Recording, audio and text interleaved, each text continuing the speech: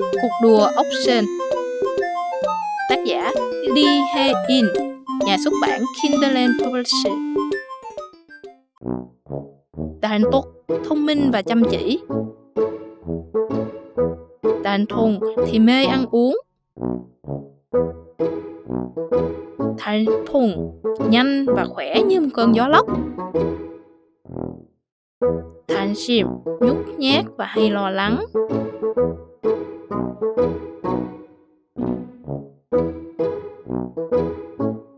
Một ngày thu, lúa chín vàng óng. Trong bụi rậm ven đường, các chú ốc sên đang tất bật chuẩn bị cho cuộc đua. Ôi kia, tất cả đã vào vị trí. Tôi cảm nhận được quyết tâm của họ. Các tay đua nhớ nhé. Giống như đã luyện tập. Ai nấy đi trên đường riêng của mình. Tập trung nào mọi người. Nhớ nhé, để an toàn đừng ngoái đầu, mắt nhìn thẳng. Bò thẳng tới trước. Sẵn sàng. Xuất phát. Các tay đua ốc sên dồn sức tiến lên. Thảnh Thôn vọt lên với tốc độ kinh ngạc.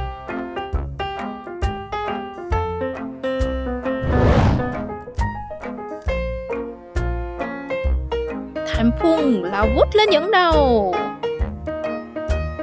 Thảnh Sim tăng tốc rồi kìa.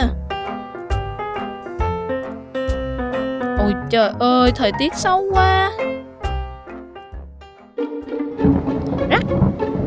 Tia chớp lóe sáng, mưa đổ ào ào. Nhưng các tay đua vẫn kiên trì bò dưới cơn mưa xối xả. Họ thở gấp nhưng không thể dừng lại. Chỉ còn chút nữa thôi. 50 mét nữa, chỉ còn 50 mét nữa. Mệt quá. Họ rướn mình, dồn hết sức bò từng chút một. Chỉ có một chút nữa thôi. Thảnh Thốt là ứng cử viên mạnh nhất. Vượt qua cậu ấy thật khó.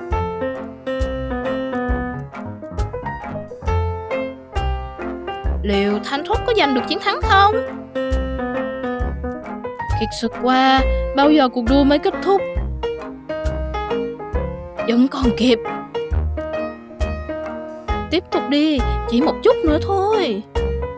Phải bắt kịp Thảnh Thốt. Mình sắp ngã rồi. Chuyện gì vậy? Tái Sim. Tái Sim. Tái Sim, cậu ổn chứ? Mong là không sao. Tái Sim.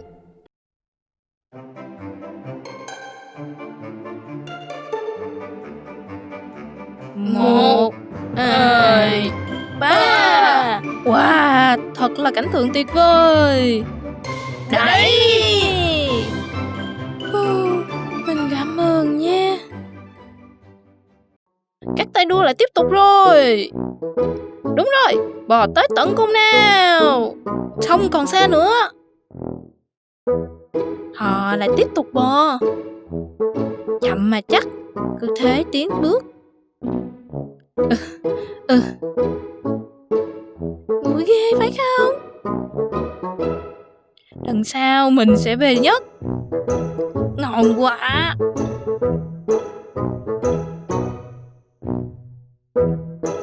Wow, cuộc đua hôm nay thật tuyệt.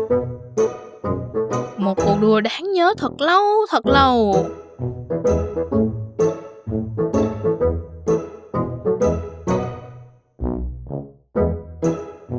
Và hôm nay, chú ốc sên vẫn tiếp tục hành trình của mình.